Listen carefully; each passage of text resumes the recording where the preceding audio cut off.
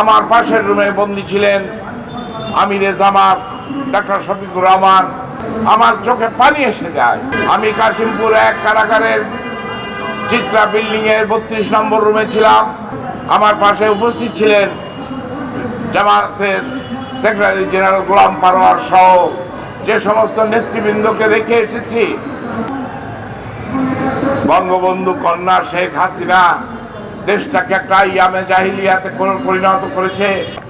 বন্ধুরা, আমাদের সাবেক এমপি জাতীয় পার্টির সংগ্রামী মহাসচিব, উনি অসুস্থ ছিলেন, কারাগারে ছিলেন, কারাগার থেকে মুক্তি পেয়েছেন। আমরা আজকে এই সিদ্ধান্ত নিয়েছি, বাংলাদেশের যে সকল নির্যাতিত মানুষ যারা কারাগারে থাকবেন, আমরা কোনো এসি রুমে তাদেরকে বরণ করব না।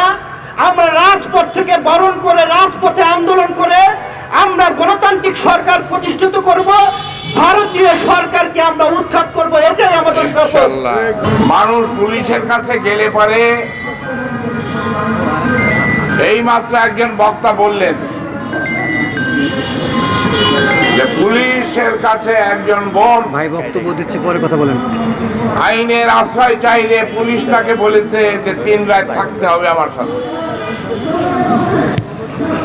দেশের অন্যতম খ্যাতিমান বিশ্ববিদ্যালয় জাহাঙ্গীরনগর বিশ্ববিদ্যালয় ছাত্রলীগের পান্ডারা ওই বিশ্ববিদ্যালয়ের একজন ছাত্রীকে পালাক্রমে ধর্ষণ করেছে। এই ধর্ষকের রাজত্বে ন্যায় বিচারের সম্ভব নয়। আজকের এই অনুষ্ঠানে উপস্থিত আছেন বিএনপির সাংগঠনিক সম্পাদক, জাতীয়তাবাদের তুখোর নেতা অ্যাডভোকেট আব্দুল সালাম আজাদ। উপস্থিত আছেন গণ অধিকার পরিষদের সভাপতি ভিপি নূর, জনপ্রিয় জননেতা জনাব নুরুল হক নূর। উপস্থিত আছেন এনডিপির চেয়ারম্যান কাজী আবু তাহের।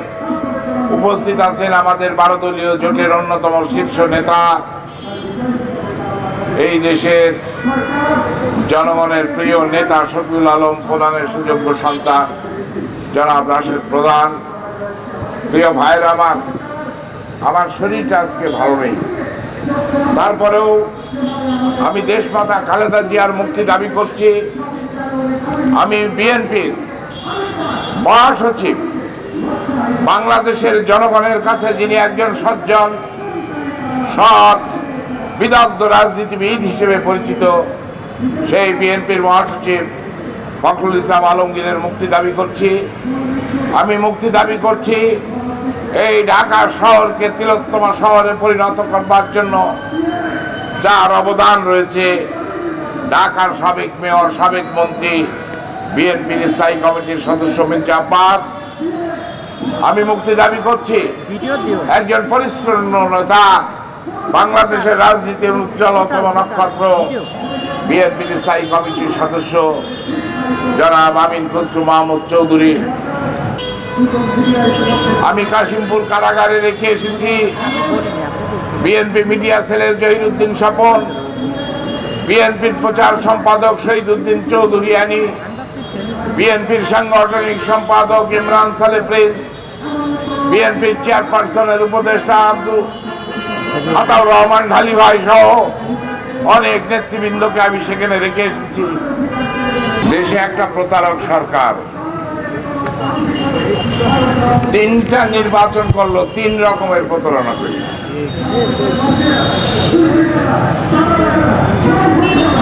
এই প্রতারক সরকার প্রশাসনকে ব্যবহার করে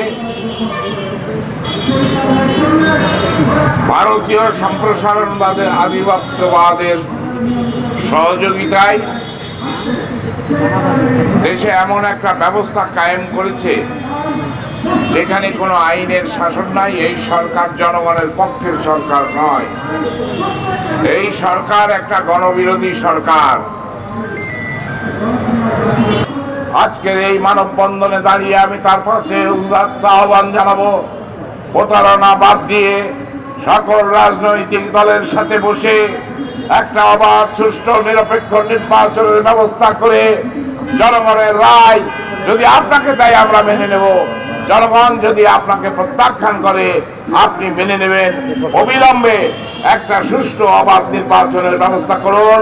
তা নইলে এই দেশটা আমরা একটা ব্যবস্থাপনা করতে পারলাম না 52 বছরে।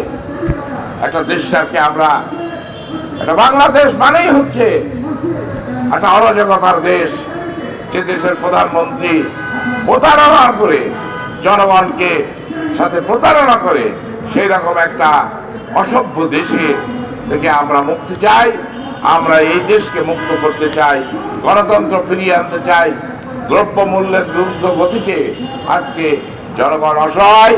এই জনগণকে মুক্ত করতে হলে অবশ্যই একটা অবাধ, সুষ্ঠু, নিরপেক্ষ নির্বাচনের মাধ্যমে তত্ত্বাবধায়ক সরকার ব্যবস্থা কায়েম করতে হবে। আমি সবাইকে ধন্যবাদ জানিয়ে আমার বক্তব্য শেষ করছি। আল্লাহ হাফেজ।